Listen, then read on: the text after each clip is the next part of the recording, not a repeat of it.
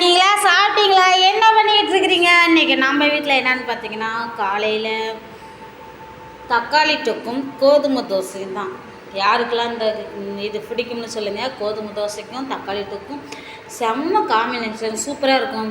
அதுக்கு முதல்ல கடாயை வச்சு எண்ணெய் ஊற்றி கடுகு போட்டு வெங்காயம் தக்காளி எல்லாம் வதக்கி உப்பு போட்டு அந்த பச்சை வாசனை போகிற மாரி நல்லா வதக்கி விட்டு அதில் கொஞ்சமாக மிளகாத்தூள், மஞ்சத்தூள், பெருங்காயத்தூள் போட்டு அதையும் நல்லா வதக்கி விட்டு அதுக்கப்புறம் தண்ணி ஊற்றி அந்த தக்காளி தொக்கை நல்லா நல்லா கொதிக்க விட்டு நல்லா சுருளாக்கணும். சுருளாக்கி அதுக்கப்புறம் கோதுமை மாவை கரைச்சி உப்பு போட்டு திட்டமாக கரைச்சிக்கணும்.